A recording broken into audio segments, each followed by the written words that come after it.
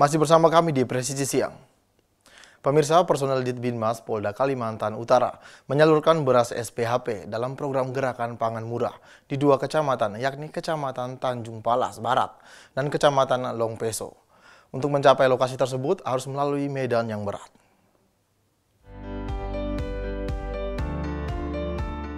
Personel Direktorat Pembinaan Masyarakat atau Ditbinmas Polda Kalimantan Utara melaksanakan kegiatan penyaluran beras stabilisasi pasokan dan harga pangan atau SPHP melalui program Gerakan Pangan Murah di dua lokasi, yaitu Kecamatan Tanjung Palas Barat dan Kecamatan Longpeso, Kabupaten Bulungan, Provinsi Kalimantan Utara.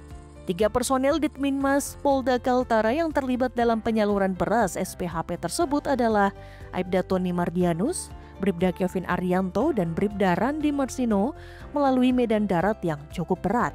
Melalui kegiatan Gerakan Pangan Murah, Ditbinmas Polda Kaltara turut mendukung pemerintah dalam menjaga stabilitas harga pangan sekaligus memastikan ketersediaan beras terjangkau bagi masyarakat di wilayah pedesaan. Penyaluran beras SPHP tersebut juga menjadi bagian dari komitmen Polri dalam membantu masyarakat menghadapi potensi fluktuasi harga kebutuhan pokok. Selama kegiatan berlangsung, situasi terpantau aman, tertib, dan kondusif. Masyarakat setempat menyambut baik kegiatan ini karena dirasakan sangat membantu kebutuhan pangan sehari-hari. Dari Humas Polda Kalimantan Utara melaporkan untuk Polri TV.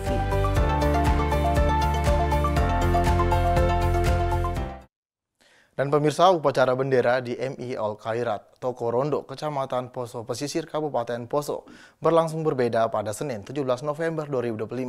Upacara yang biasanya dipimpin pihak sekolah itu, kali ini dihadiri langsung oleh personel Pos Kamtibmas Taman JK Satgas 3 Preventif Operasi Madagoraya. Kehadiran personel kepolisian tersebut dilakukan atas arahan Kasatgas 3 Preventif Kombes Polisi Kurniawan Tandi Rongre. Mereka turun ke sekolah untuk memperkuat pembinaan kepada pelajar, khususnya terkait kedisiplinan, wawasan kebangsaan, dan nilai-nilai nasionalisme. Edukasi tentang kewawasan kebangsaan diberikan dengan penyampaian yang mudah dipahami oleh anak-anak usia sekolah dasar. Dalam kesempatan terpisah, Kasatgas 3 Preventif Kombes Polisi Kurniawan Tandi Rongre menegaskan bahwa kegiatan pembinaan ke sekolah merupakan bagian dari upaya menjaga kondusivitas wilayah. Saya sebagai Kepala Madrasah Ibtidaiyah Al-Khairat Toko Rondo atas nama Muafia SPDI mengucapkan banyak terima kasih kepada Brimob Satgas 3 Ops Madagoraya atas kunjungan dalam rangka melaksanakan kegiatan upacara hari ini tanggal 17 November 2025.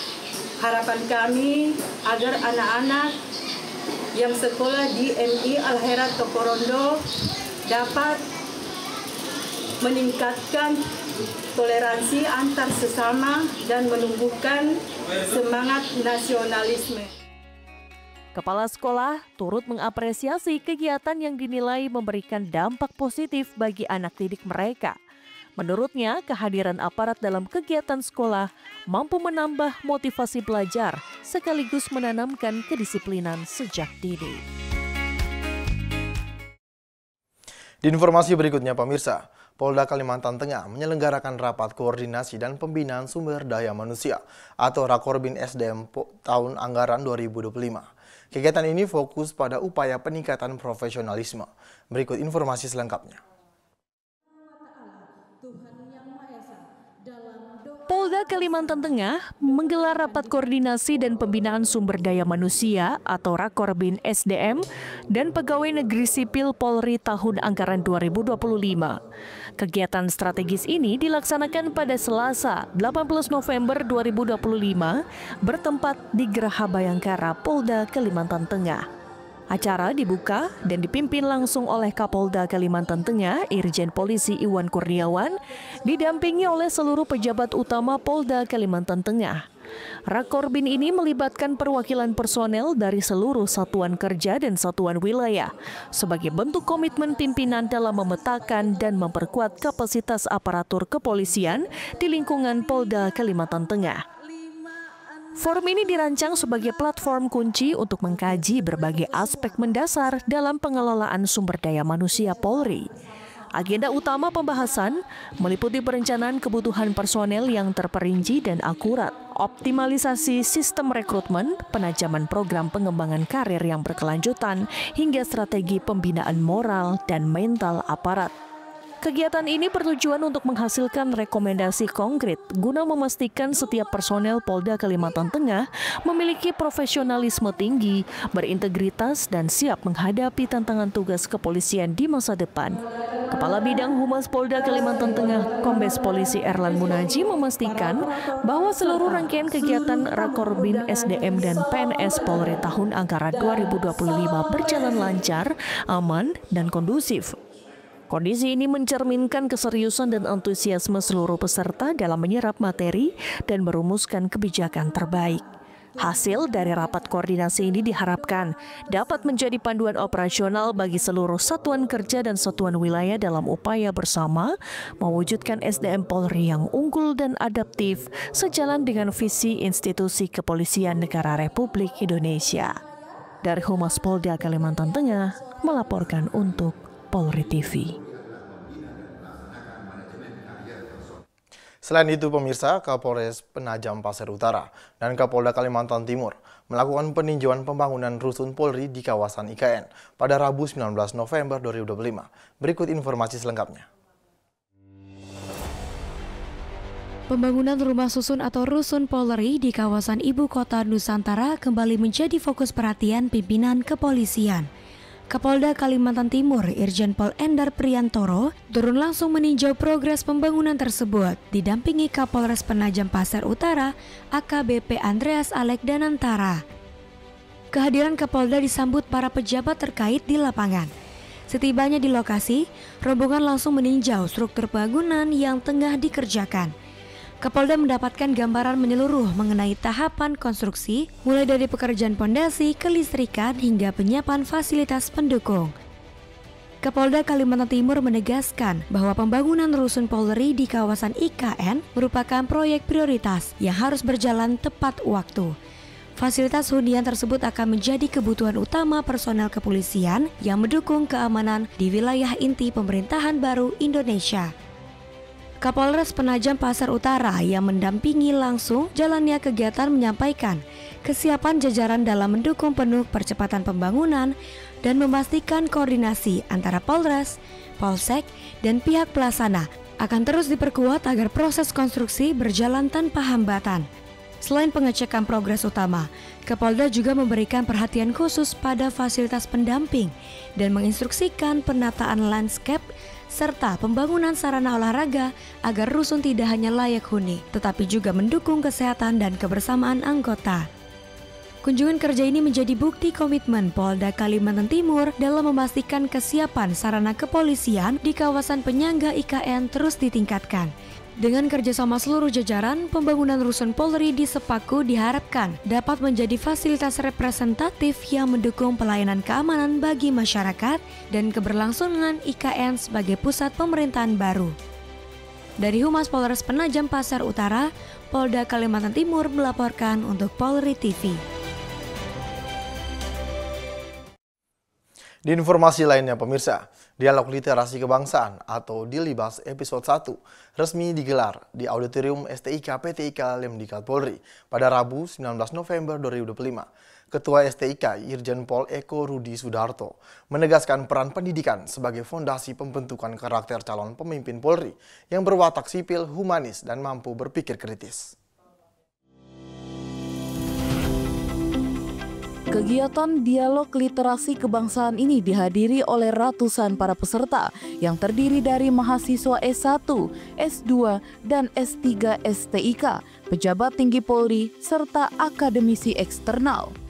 Dialog Literasi Kebangsaan hadir sebagai wadah pertukaran gagasan untuk mempersiapkan generasi Polri yang adaptif terhadap perubahan sosial dan tantangan ke depan.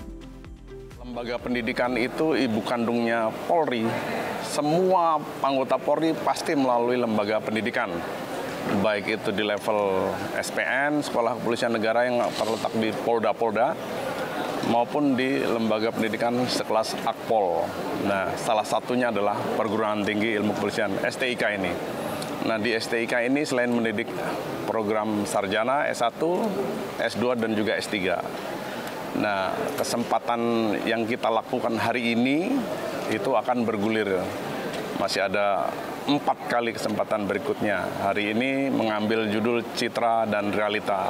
Esensi dasar kita semua, manusia, utamanya kaum pendidikan, itu ada antara logika dan rasa.